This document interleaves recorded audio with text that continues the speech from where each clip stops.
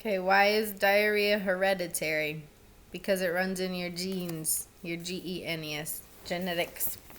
All right, chapter 26, Darkest Hours. The passengers on Lifeboat 12 watched the feathers smoke of hope disappear.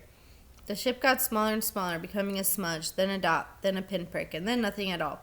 Disappearing into the distance, a sad wisp of dream, a phantom rescue ship, gone. To this day, no one knows the name of the ship or why it turned away. Would Mary's childhood nightmare of going to sleep on the ocean floor come true? Disbelief and despair filled everyone on the boat.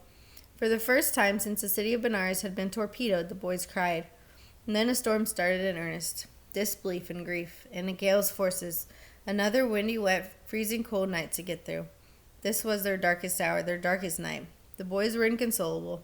Father Roy summoned his strength and his faith, and he tried something new. Instead of Mary's bulldog drumming that night, he told them about a shrine in France. Our Lady of Rocamadour, a hermit, is said to be buried there.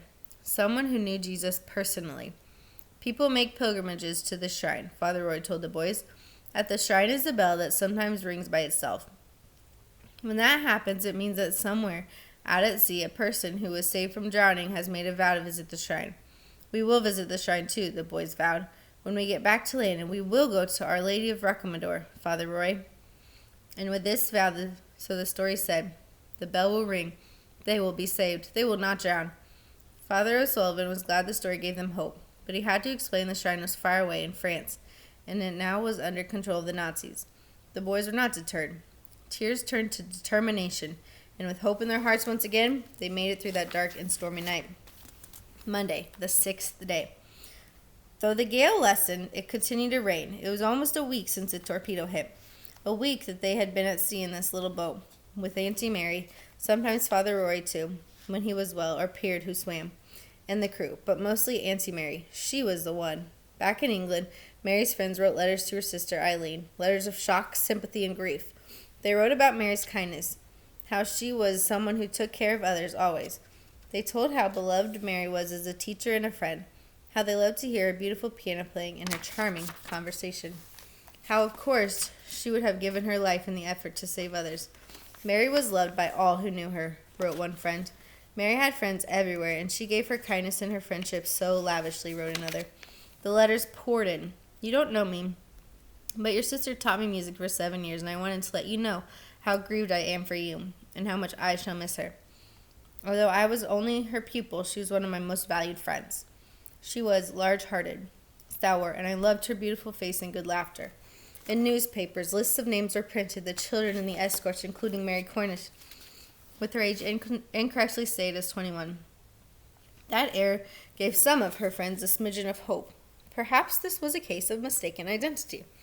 And at least one friend wrote in anger, I can't think what possessed dear Mary to throw her life away like this. I fear my patriotism is very weak. I suppose it was just her amazing generosity. I have never met anyone of such generous sympathy. I do hope she died quickly, but I suppose we'll never know.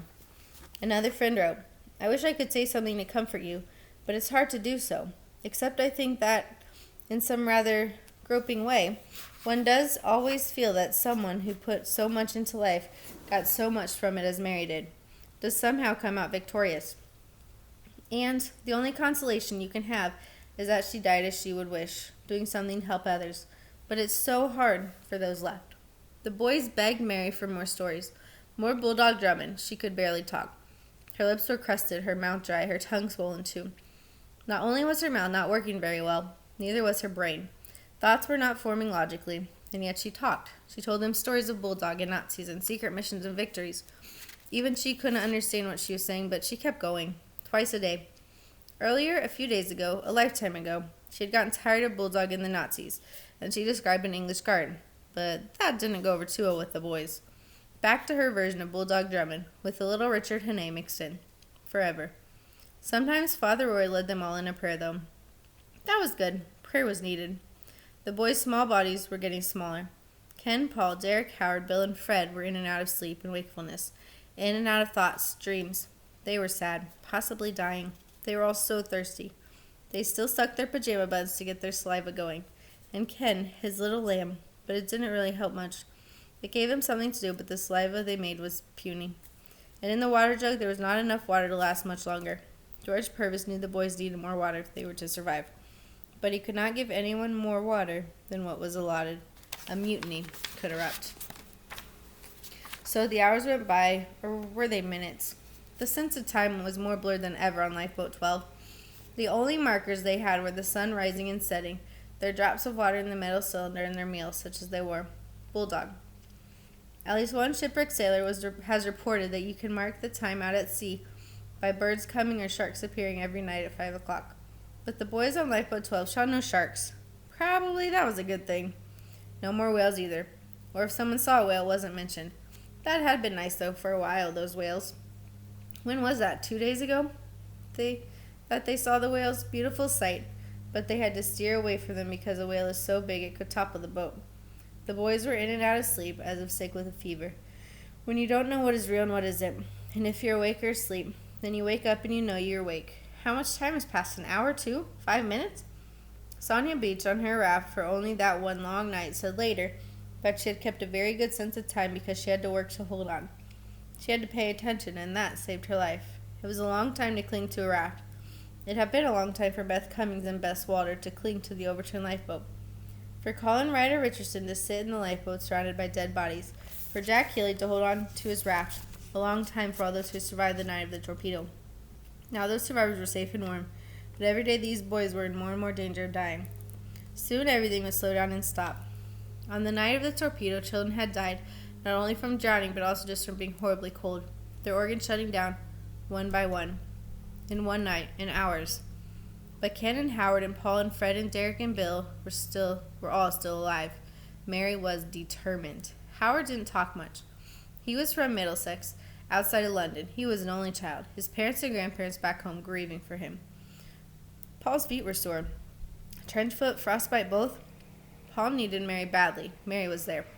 Time passed, or did it? Drifting in and out of consciousness as they were, the boys had difficulty telling what was real and what were dreams.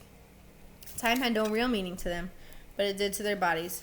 The more hours that passed, the less chance they had to survive. How do you stop this if you want to get off? Jack had asked after only one harrowing night at sea. These boys' bodies were suffering day after day, night after night. The only way to measure time was by meals. Such as they were, the ship's biscuit came around again. Each boy gave his to Auntie Mary to hold. A sweet slice of peach slipped down their throats. The water mere drops, not enough, not nearly enough. Back into the sleepy states the boys went, nothing to do, nothing to see. And then someone saw land on the horizon. Land! Land! They all stared. Could it be? It sure looks like land. New Hope. Land, far away. But there, on the horizon. Robinson Crusoe had found an island. He survived. If they found an island, it wouldn't be home, but they'd be off this boat. There might be food, water. The passengers of Lifeboat 12 went to sleep dreaming of land, of what would happen with the next sunrise. But not everyone dreamed happily. In the dark of the night, Ken Sparks started screaming. He was delirious, hallucinating, terrified, screaming, screaming, screaming. Mary and Father Roy held him tight, rocked him. Eventually he quieted. Mary watched over him. She would not sleep. Ken would not die on her watch.